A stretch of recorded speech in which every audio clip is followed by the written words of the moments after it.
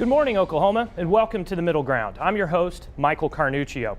President Barack Obama said on Wednesday that the U.S. will expand their air campaign against the Islamic State of Iraq and Syria, lifting restrictions on American strikes in Iraq, and for the first time authorizing direct attacks against the militant group in Syria by launching a, quote, steady, relentless effort to take out the extremist group, quote, wherever they exist. In his primetime address, Obama said, quote, our objective is clear.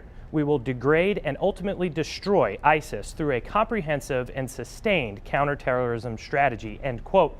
The president stated a strategy of taking out terrorists who threaten us while supporting partners on the front lines, similar to utilizing the targeted drone campaigns against al-Qaeda in Yemen and Somalia. Obama's strongest moment was probably when he stated, quote, this is a core principle of my presidency. If you threaten America, you will find no safe haven, end quote. However, not everyone remains convinced. In fact, former Republican presidential nominee Mitt Romney, he reacted firmly, saying, quote, the president's policies have put us in a place of danger, unlike anything we knew prior to 9/11, and this is a result of a foreign policy gone severely awry, end quote. So which is it? Well, joining us now is Matt Mayer, the Chief Operating Officer at the Liberty Foundation of America. Matt served as senior official at the U.S. Department of Homeland Security under the leadership of Secretaries Tom Ridge and Michael Chertoff. Matt, thank you so much for being here today. Good to be here. Let's start right there. Based on your experience at Homeland Security, you heard the plan the president outlined. Will this work? Is this the right strategy? It will have limited effectiveness. You know, this is really the Joe Biden strategy from 2008 presidential primaries that President Obama then criticized. Remember, if you remember, Biden's approach to Afghanistan was, let's just lob cruise missiles and missiles from off this ocean and let the northern guys fight there in Afghanistan. So this is a similar strategy which has a limited effectiveness given your ability to control things on the ground. I think we saw one senior military official respond afterwards that taking the plan that we've seen from Yemen and Somalia and applying it here is kind of like asking Governor Chris Christie for dieting advice. And that was one of his ways of kind of accentuating the point that you just made. So let me ask you this. Okay, the president didn't have a strategy, but now he does. Yet this strategy calls for no U.S. troops. Is that going to work? Well, so this shows you once again that President Obama does not understand counterterrorism and how to fight bad guys. The last thing you should ever do is remove things from the table. And by essentially stating from the get-go, yet again, that we will have no combat troops going into the theater is limiting yourself and telling the other side that there's things that they can do that they don't have to worry about.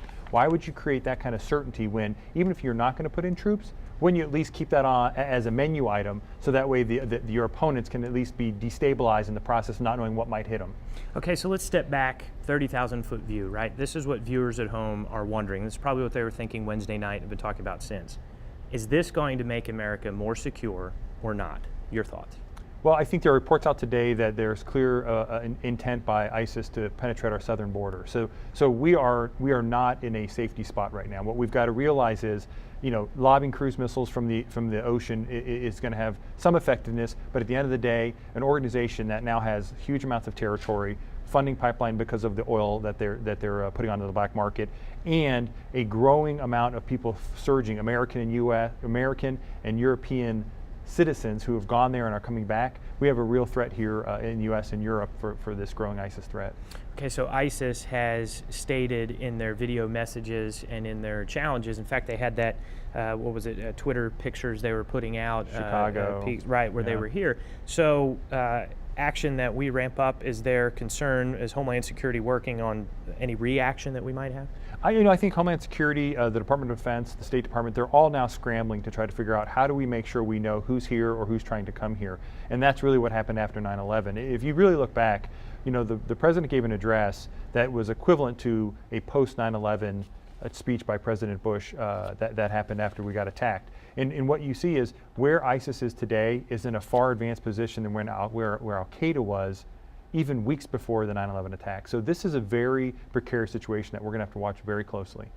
Another question coming in terms of Will we be able through this strategy to wipe out ISIS, but are there other groups like that we need to worry about? During your time at Homeland Security, take us through the exercises you used to go through to examine just how many levels of threat there are at every given day.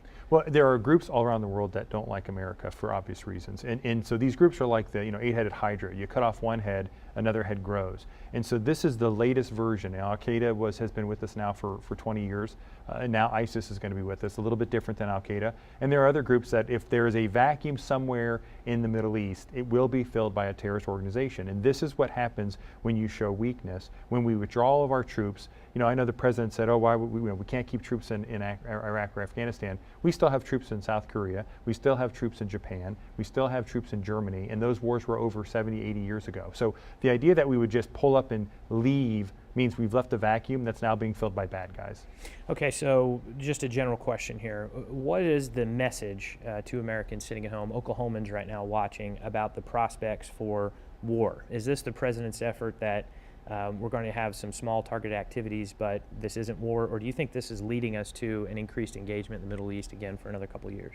I don't think it is war. I think it is this president's attempt to look like he's doing something, but not full-scale war. And I think what will likely occur is, short of us being attacked domestically by ISIS, we will not be going to war under this president, which may be a good thing. But it will also mean there is a uncertainty about what the power of the enemy has and where they are. So with every weakened response, short of war, we've got to understand that creates problems elsewhere. Matt, really appreciate you being in studio. We're going to have some more questions, I think, a little later on, if you'll stick around.